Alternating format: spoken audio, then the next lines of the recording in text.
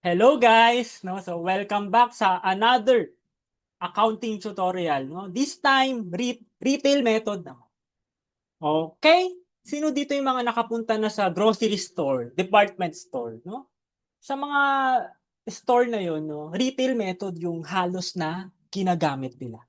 Okay, kaya kung ready ka na, no, hihimayin natin sa topic na ito for today. All right. Now, ano ba ang retail inventory method, no? Isa rin itong method ng estimating the value of inventory. Dati, na-discuss natin yung gross profit method. Di ba? Yung gross profit method, ano rin po yun? Estimation value nung in, or ginagamit din po yun sa inventory valuation. Ganon din po sa retail inventory. No? Yung retail inventory method is best used in specific retail scenarios where estimating inventory value is necessary but detailed tracking isn't feasible. For example, hindi ka makapag-conduct ng physical count, kaya gagamit ka na lang ng estimates. Di ba? So, kailangan mo ng ma-estimate yung inventory. Pero hindi feasible yung physical count. Doon papasok ang kahalagahan ng retail inventory method. No? So, ano-ano ba yung mga ideal situations for using this method? No? This method is frequently used for large volume ng retail operations, di ba? Sa mga department store, sa mga grocery store, a large volume of inventories and frequent inventory turnover. Di ba? Mataas po yung inventory turnover nila. Bili, benta. Yun po yung nangyayari. No? Kaya mahalaga po sa kanila yung retail inventory. No? Interim financial reporting purposes, no? Katulad din po ng gross profit method, it helps estimate ending inventory without conducting a physical count for interim financial reporting purposes. Okay? Inventory with consistent markup, no?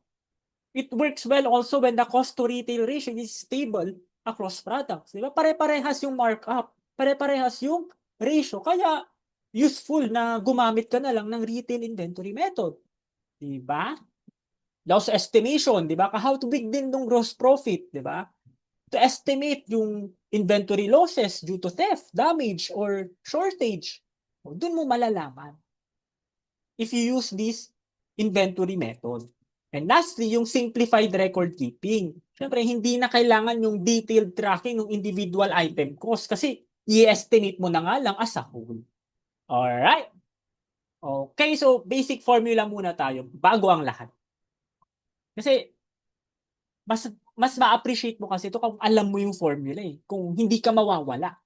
Procedure, no? Sabi dito, in principle and procedure wise, the formula for the retail inventory method is very similar to gross profit method. The difference is that under gross profit method, yung ending inventory natin is stated at cost. Correct. Di ba? Pero, yung retail inventory natin, yung ending inventory natin under this retail inventory method, di ba, stated yan at selling price. Ano po bang ibig sabihin ng retail? No? Ganun lang din po. Ang ibig sabihin lang din po ng retail is yung selling price. Okay? Or other term ng retail po ay selling price. Okay? Ito na po yung formula. No? Goods available for sale at retail. Ipabawas mo dyan yung net sales and other deductions. Mamaya po, hihimayin natin ano ba yung component at hindi component ng net sales. And ano ba yung mga other deductions. Okay, but for now guys, no, yung basic formula muna, alamin nyo muna yung ano muna yung big picture bago muna natin himayin. Okay? If binawas mo yung net sales sa other deductions, di makukuha mo yung ending inventory at what? At retail. No? Pansinin nyo po, at retail silang dalawa.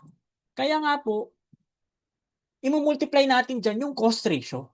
Na yung cost ratio na yun, pag minultiply mo sa ending inventory at retail, makukuha mo yung ending inventory at cost.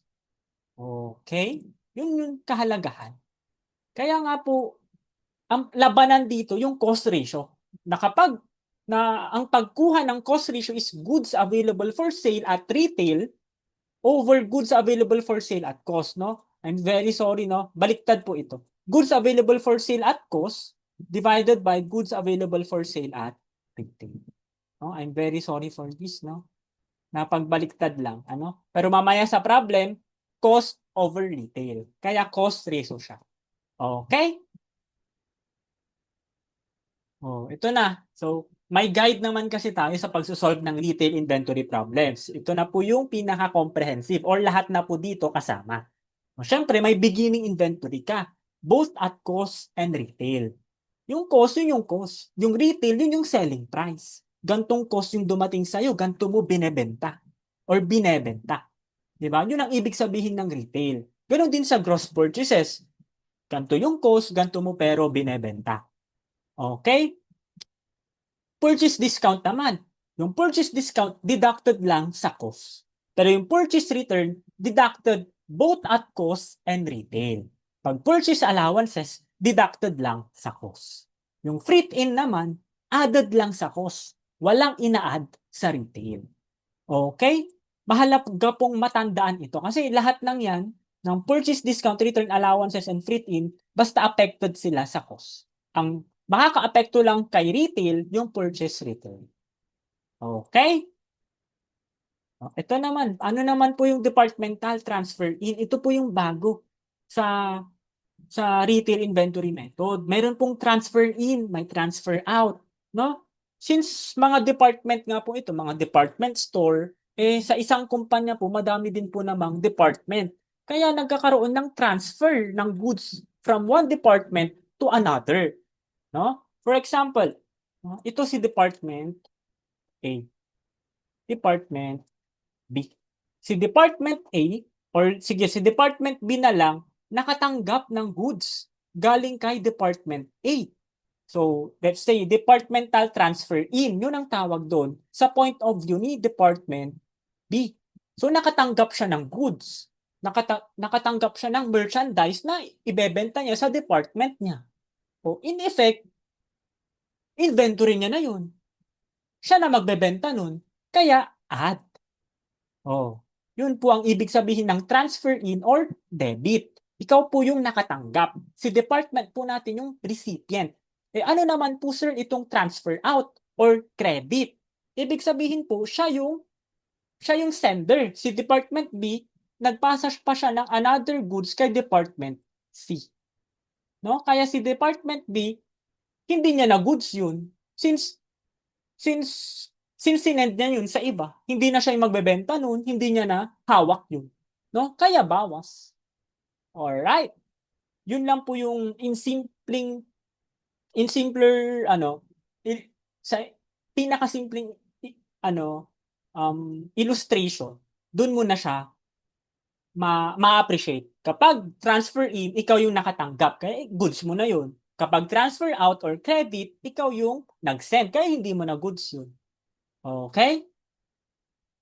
Sir, meron pa po, may mga additional markup cancellation, no? Natural lang po yun since retail nga po tayo. Selling price. 'Di ba? Pag sinabing selling price, 'di ba, may mga markup, may kita ka.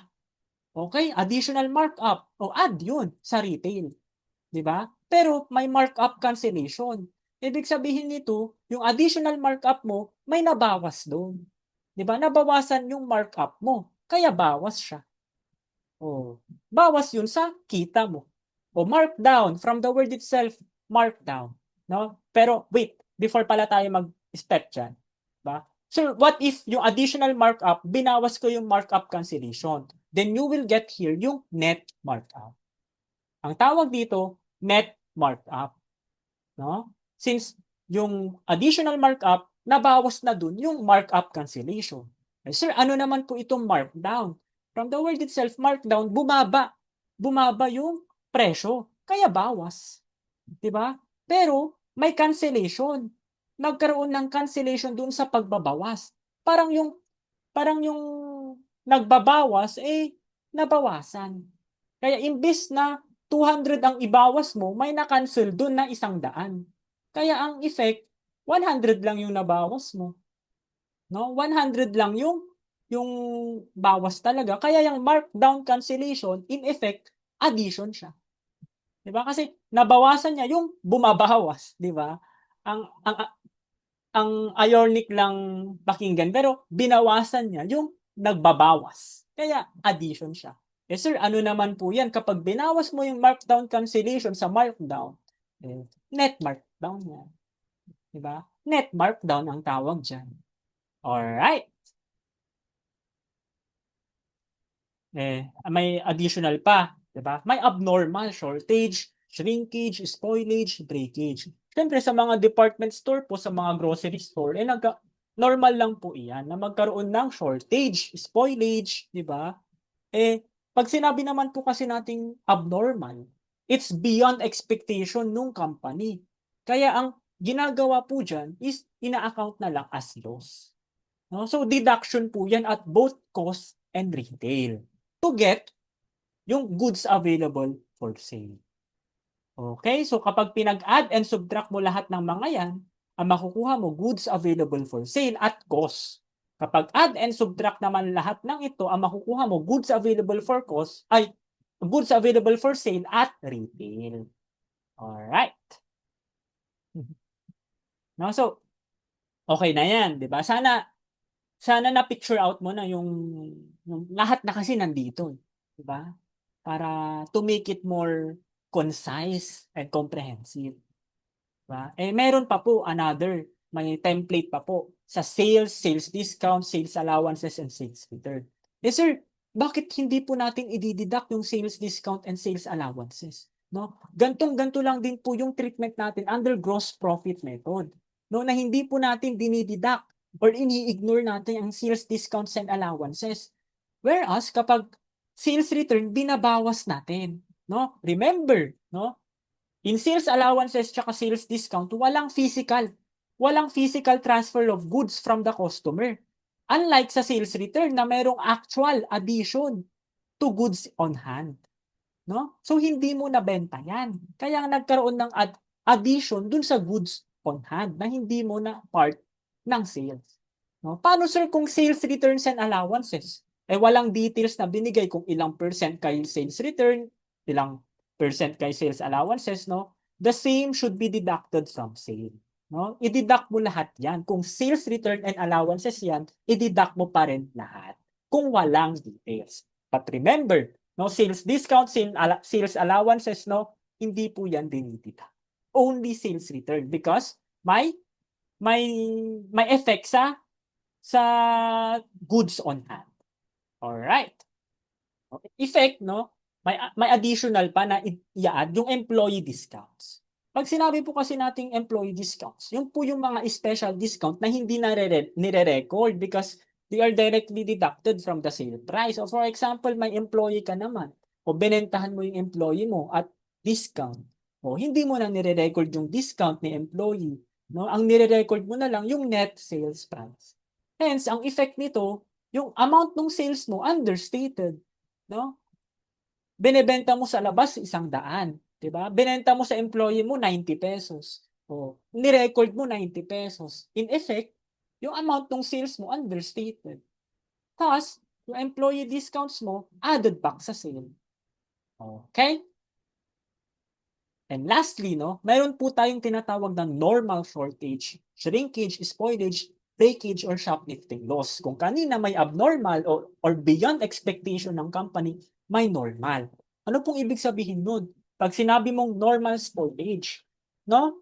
In effect, no, nagkakaroon ng ganito because nasa nature ng company na magkaroon ng gantong loss. Normal na nangyayari yung ganong senaryo or ganong spoilage. Kaya ang nangyayari dyan is dinideduct from goods available for sale at retail. No? Mamaya, masihimayin natin ito. Okay, pero kung napanood nyo yung video ko sa spoilage, sa process costing, no? Ganun na ganun yung treatment dito. No? Pero syempre, mas malalim sa process costing. No? May pagkahawig nga lang at some point. No? But this time, nasa intermediate accounting muna. Okay? No, so ito na yung basic formula natin. No? Ito lang yun, paalala ko lang sa inyo. Kasi pare-parehas lang naman po sila ng ending inventory at retail. Di ba? Magkakatalo lang sila sa cost ratio. No? May tatlong approaches na ginagamit sa retail inventory method. May 5 po. Average cost, conservative, conventional, or lower of average cost and net realizable value. Ano pong ibig sabihin ng mga ito? Naalala niyo po yung kanina, yung dito, no? Sa FIFO daw, hindi ko consider yung beginning inventory. Pero yung markup and markdown, kino-consider niya to solve the cost ratio. To solve yung goods available for sale at cost over goods available for sale at retail. No? Pero, yung average cost approach, kino-consider niya lahat. No? Pero yung conservative or conventional, hindi niya kino-consider yung markdown. Parang ganito lang po, simulan natin sa FIFO. Wala daw pong ending inventory. So sa pag-solve ng goods available for sale, hindi mo isasama yan. Yung beginning inventory. No? Ito lang yung isasama mo. Iyan lang. No? Paano naman sir kapag average cost approach? Ang sabi dito, di ba? Wala. Or kinukonsider mo lahat.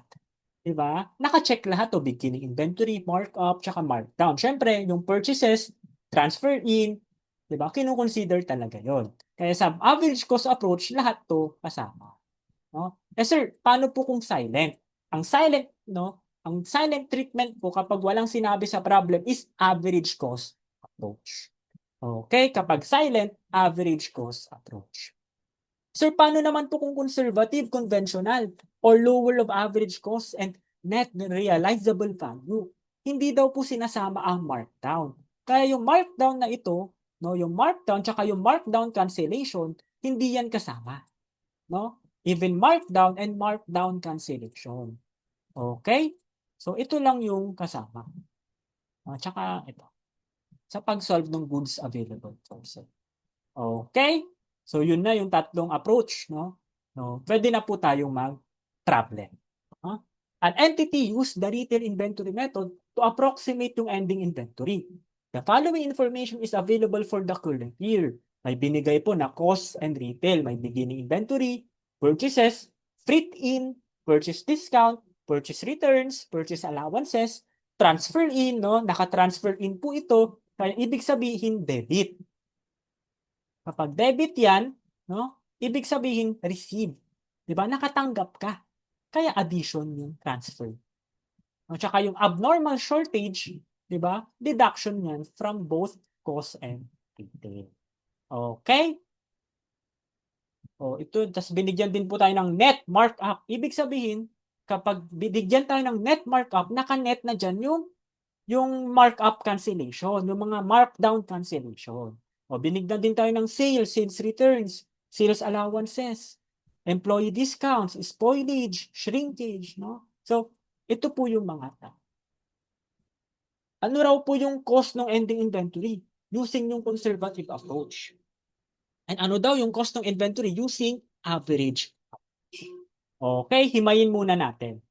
Step number 1. Compute the goods available for sale at cost and retail. Diba? Yung beginning inventory, diba? At cost and retail. Add mo po yung purchases, no? And yung freight in. No? Pero yung purchase discount, purchase returns and allowances, i-deduct po at both sides.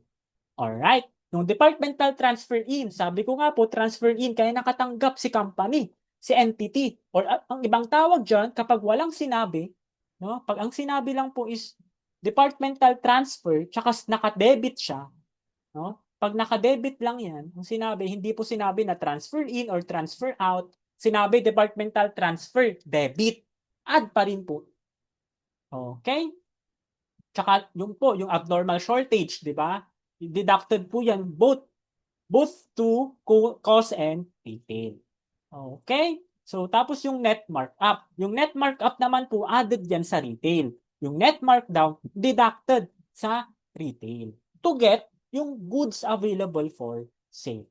So, meron kang goods available for sale for both cost and retail na 9.6 or 9.6 million and 15 million. Okay, na-compute mo na yan. Step 1, okay ka na. Compute the net sales and other deduction to TIGAS. Nasa step 2. Yung sales po natin, di ba? Sales return binabawas. Pero yung sales allowances and sales discount, since walang physical transfer of goods, hindi po yan binabawas. No? Or ini-ignore natin. Yan. Di ba? Paano sir kung sales returns and allowances, yun nga po, the same should be deducted from sale. Di ba? But this time, since nakahiwalay, no, hindi siya kasama. sales return lang for this. Okay, yung employee discounts, nabanggit ko din kanina, addition po yan to get yung net sales. And also, yung may mga estimated normal shoplifting losses, may normal shrinkage, spoilage, and breakage. So kapag ito total mo lahat yan, ang total deduction to Tigas at retail, no, 1.3 million. O, ang yung mga normal spoilage na yan, yung mga normal shrinkage, usually absorbed or included na yan sa cost of goods sold. No? So, na-compute na po natin yung net sales and other deductions as such. No? Tignan na po natin, i-determine na natin yung cost ratio. No? Itong goods available for sale at retail, nasa step 1 ito kanina. Ito po yung nasa step 1 kanina. Yung net sales, tsaka yung normal spoilage, nasa step 2 naman. Diba? Yan yung po yung mga amount sa step 1 and step 2. Diba? Isipin po natin na yung goods available for sale natin, since available for sale yan, meron kang mabebenta. Kapag nabenta mo, mapupunta yun sa COGS. Kapag hindi mo nabenta, mapupunta yun sa ending inventory. No? Ending inventory. Doon na po papasok yung kahalagahan ng normal spoilage. Diba? Since normal na po iyon, ibig sabihin nag-occur yun normally. Diba? Normally in the process nung kumpanya. Kaya in effect, no, parang nabenta na nila yun. Diba? Since normal spoilage lang din naman nila yun, diba? Normal shortage, breakage, kaya sa available for sale at retail, deducted na rin po. Okay? Nung kakasabi ko nga po sa goods available for sale, may nabebenta ka, may hindi ka nabebenta. Ang assumption, yung net sale, syempre nabenta mo yan. Diba? The same with normal spoilage, breakage, shortage, no? Included na po yan or absorbed in cost of goods sold. Diba? Ang hindi na po, then kapag binawas mo yung dalawa, yun po yung ending inventory natin at retail. Alright. No? So, at first, paano po ba natin i-determine yung cost ratio? No? To get yung ending inventory at cost. No? Sabi natin, no? Or additionally, no, yung ending inventory daw at retail na 4 million, it is the same whether conservative or average cost approach. Correct. Kahit anong approach ka dito, whether FIFO, conservative or average, pare-parehas lang sila ng ending inventory at retail. Saan lang sila nagkakaiba, sir? Sa cost ratio. Okay, doon lang sila nagkakaiba sa cost ratio kasi iba-iba sila ng treatment sa beginning inventory, sa markup, sa markdown. Kaya doon lang sila nagkakatalo. No? Balikan natin, no? Sabi natin yung average cost approach, kino-consider niya lahat. Kaya pagdating sa cost ratio, 'di ba, buong-buo. Kino-consider niya lahat, 'di ba? Pero pag conservative, conventional, lower of average cost, no? Hindi ko na consider yung markdown. Doon papasok yung kahalagahan nung cost ratio. Kasi magkaiba yung FIFO, magkaiba yung average cost, magkaiba yung conservative. Pero pare-parehas sila sa ending inventory at retail. Okay? So, let's move forward, no? So, parang ito, tingnan natin yung cost ratio ng conservative, di ba? So, goods available for sale at cost, over goods available for sale at retail. No? Kaya iba yan, di ba? Kanina po, ano pong sabi natin sa conservative? Di ba pag conservative yung markdown, hindi sinasama? O, wag po nating isama yung markdown na 1 million. So, wag tayo mag-deduct. Kanina, 15 million yan. May na-deduct na 1 million. I-add back natin yung dineduct para makuha yung 16 million. Or in effect, i-add and subtract na rin po natin. Okay, so pinag-plus and minus mo lahat yan, di ba? Makukuha mo po is 9.6 tapos yung kabila na retail 16 million. So paano po kukunin yung cost ratio? Goods available for sale at cost over goods available for sale at retail. No? Kaya makukuha mo 9.6 divided by 16 million, 60%. So, ganun din po sa average cost, di ba? Pero yung average cost, sabi natin, lahat kino-consider niya. Even markup and markdown. So kasama yung 1 million na deduction. So 16 million ka kanina sa conservative, ibawas mo yung markdown, 1 million na 15. Okay? Kaya ang cost ratio mo under average cost, 9.6 divided by 15 million, 64%. Okay? Edi, na-determine na natin. Diba? Okay na. Di ba? Na-determine na natin yung cost ratio for average and conservative. 64 for average, conservative naman 60. Pwede na tayo magsagot dyan. Di ba? So, yung number 1, ano daw po yung estimated cost of ending inventory using the conservative approach? Di ba? Meron tayong ending inventory at retail kanina na 4 million. May cost ratio tayo under conservative na 60%. Di ba? So, 4 million times 60%, that's 2.4 million. So, ang sagot, letter A. Okay?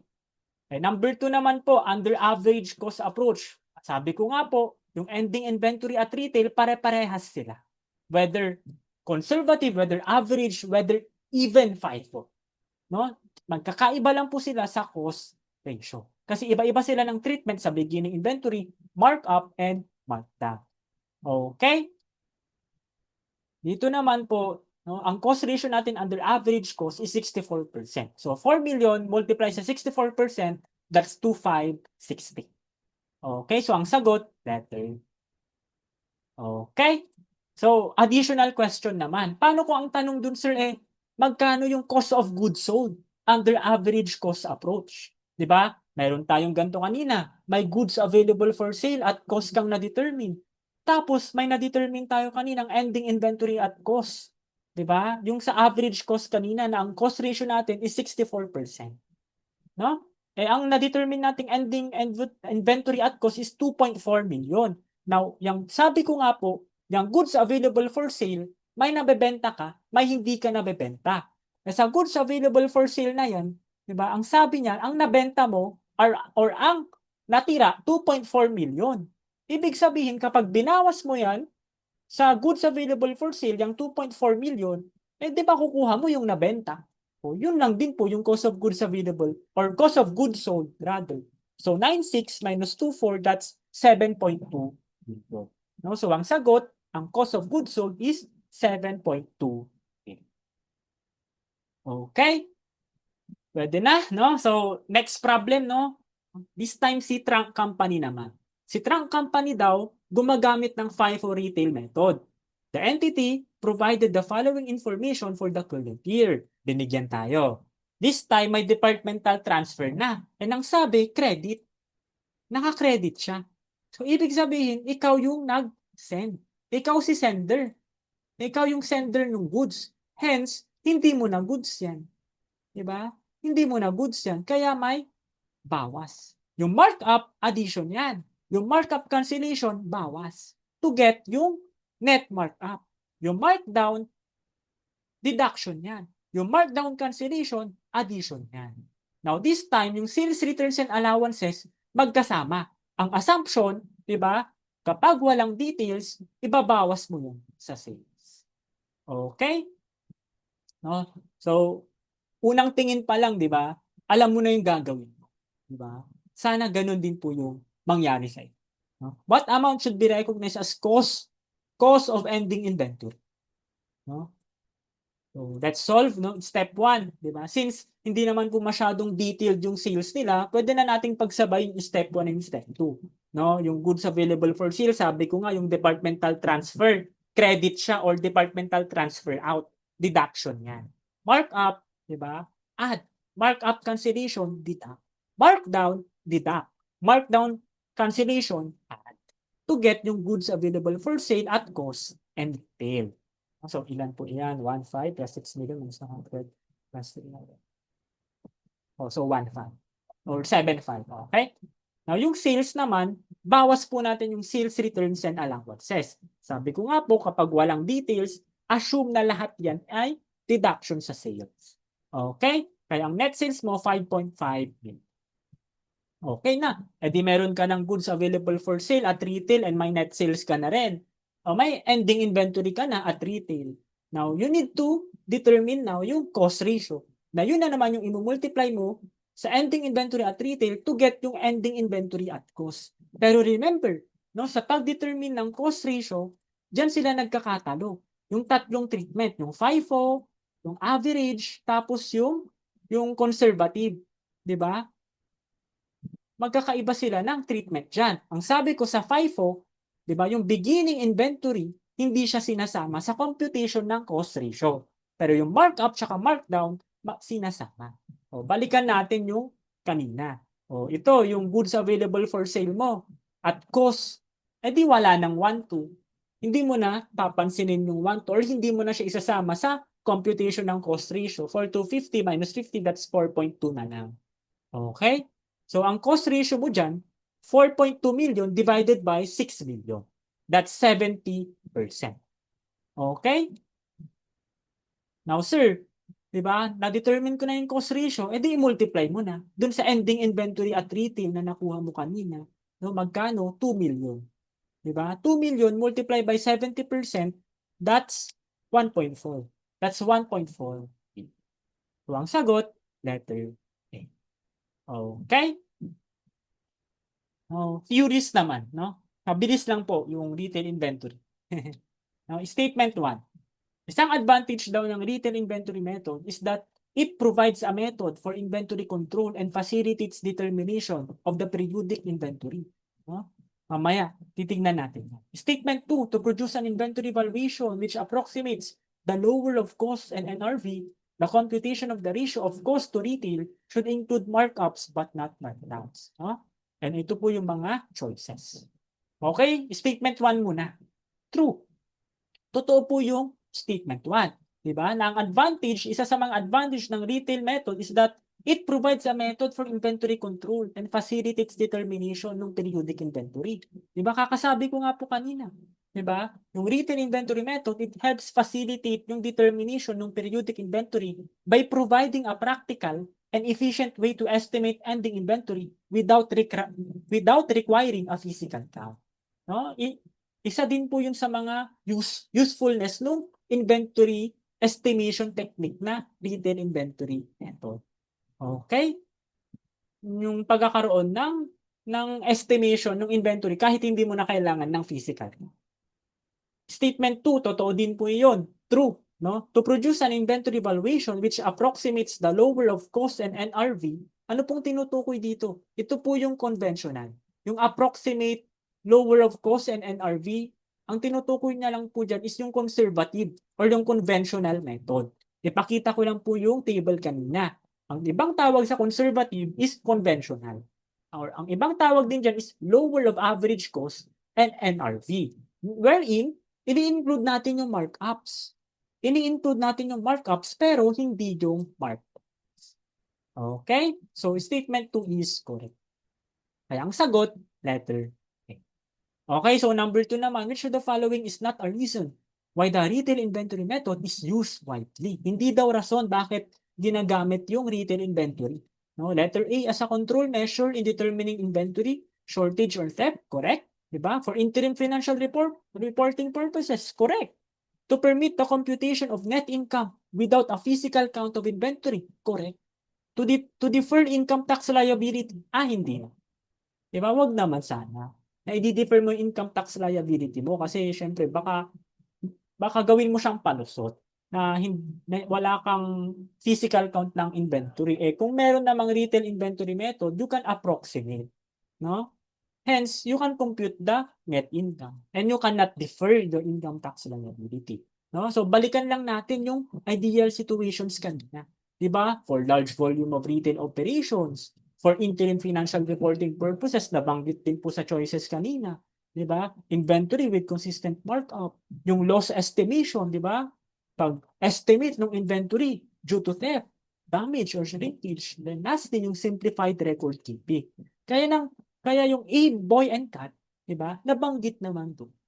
Okay? Kaya hindi lang nabanggit dyan or hindi lang reason why the retail inventory method is used is yung letter ito. Kaya ang sagot, no, letter ito. Okay?